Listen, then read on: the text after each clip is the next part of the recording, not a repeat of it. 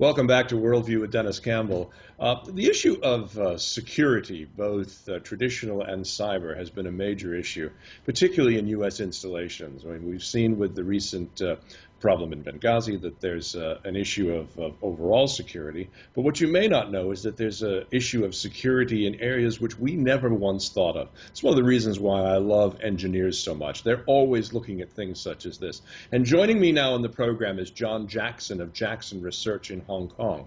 Now, John is an American. He's a graduate of Oregon State University, and he got into military motors and magnetism shortly after graduation. Indeed, wrote his master's thesis on this, and he worked on military-grade DC motors at Bell and Howell, and he himself invented something called the slotless motor. I have absolutely no idea what that means, but John will tell us a bit about that. But it was the genesis of Jackson Research, his business, and he's been focused on creating undefeatable magnetic switches. And this is something that's very important because most of us, when we walk into a room, we see those little switches on top of the door and we think, okay, that's connected to an alarm system that nobody can get around. Well, apparently, John told us that in most of our Defense Department, as well as in installations in embassies around the world, these switches can be very easily defeated. John, welcome to Worldview. Hi, thank you for having me. Now, John, you've got quite an array behind you there of switches and tools. And in our pre-interview, just before we went on the air, we talked a little bit about some of the things. Can you demonstrate for our viewers how the traditional switch can be easily defeated? I think that would be a good place to start, and tell us where these are located. Okay, this is the original switch that was invented by a man named Holtz over 20 years ago. The idea is that it cannot be defeated by a single magnet. In fact, it's still represented as being undefeatable. Okay, I got a look at the inner mechanism when I was a consultant there many years ago, and I knew immediately how it worked, and I knew right away it was vulnerable. And basically, here's a defeat stick. This part goes up on the door casing.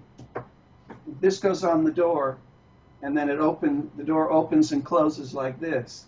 The idea then is you take this little stick with some magnets on it, and you stick that in there, and when you open up the door, the switch thinks it's secure. So basically, if there's an alarm system on there, on an embassy or on a Department of Defense installation, all anyone would need is that little defeat stick, which is, I'm assuming, a magnet of some kind? Yes, yes. Actually, there's 3 little magnets on there. And I have a paper published by Argonne Laboratories that explains how to make that. Okay. Now, you also went on to say that you saw somebody that then took your work, because you developed a switch that was much more secure, but another company took your work and made it UL listed, which was supposedly an admission by the government that the original switch doesn't work, but they did nothing about it, and they went on and installed this second switch. And you say that one you were able to defeat in how long? It took me about 2 days to figure it out. I knew basically what needed to happen. See, what they did here, this goes on the door casing, and this goes on the door. And what they did is try to make this magnet so powerful that you couldn't get a strong enough magnet in the gap to defeat the switch. Well, you don't have to put the magnet in the gap. Actually, all you have to do is have a big magnet, you stick it on the top. And to show you that this is true,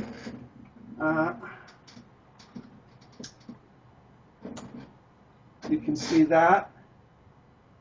And then I'm going to make it secure. The little green light goes on. It's just underneath your right arm there. Wow.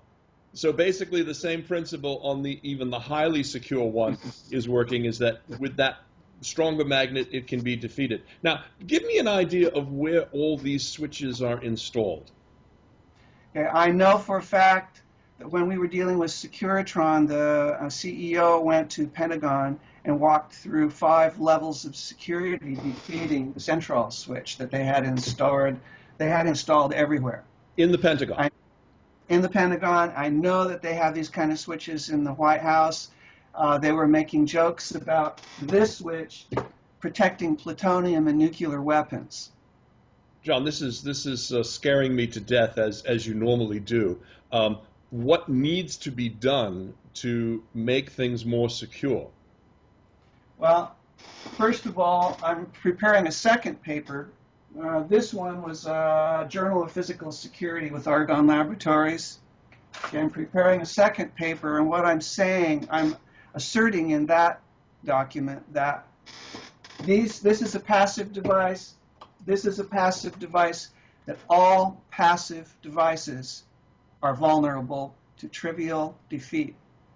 So what you need is something with a computer chip inside. And that's what this is. This has a computer chip inside. There's a little microcomputer. It's like well, you know, your cell phone has a little computer inside. Right. The smartphones, right? Well, this one has a little computer inside, and it measures the magnetic fields. And you cannot bring any extraneous magnetic field in the vicinity of this switch without it seeing it. It's almost like looking at your face. If I don't see his face, this magnet, I know that there's a problem, and I can transmit information. Wow, I mean, I'm absolutely stunned with all that we've been talking about in the news lately about the need for the security of so many installations, and I would assume that you know, with a cyber, I mean, with a computer chip in there, could that be defeated by technology, or would that be something that would be, I mean, could that be hacked into, I guess is what I'm asking. No, you can't hack it. And in fact, this is what they call embedded technology. And there's no known instance. First of all, it's supposedly the embedded technology cannot be hacked. That means that if you are going after this technology, you know you can't get this device. You can't compromise this device from the internet. Can't do it. So you attack the computer that it's hooked up to. That's its vulnerability. So this switch is no longer vulnerable.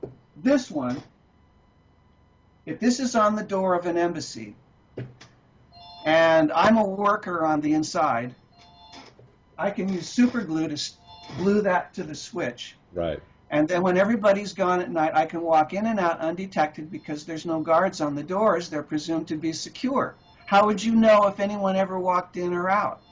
Astonishing. Just absolutely astonishing. And you see, imagine a building with hundreds of rooms in it and video cameras everywhere. Your guards can't watch all those video cameras. No. So usually what happens is this switch sets off an alarm and brings up the video camera that looks at the door where this is installed. Now you know you have a video camera that turns on when this goes off, but what if that never goes off? It never goes off, there's no camera, of course, yeah. Right. Well, John, this is astonishing stuff. You also showed me at the beginning in our pre-interview, we were talking a little bit about the other types of sensors that are out there that could be defeated with a simple flashlight. Can you just quickly, in the last minute or so we have here, explain how that works? Because we have this false sense of security out there, and we have this false sense that all of our installations are well protected. Right.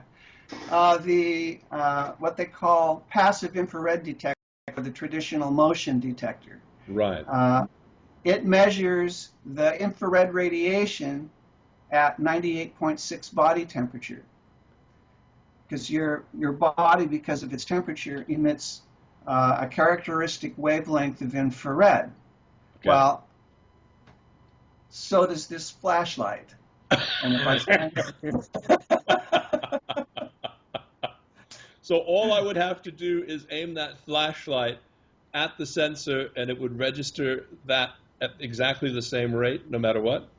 Right. Now, there's a couple of things. First of all, they call the PI, let's see, the passive infrared detector, the PIDs, they will not work in the Middle East during the daytime because it's too hot.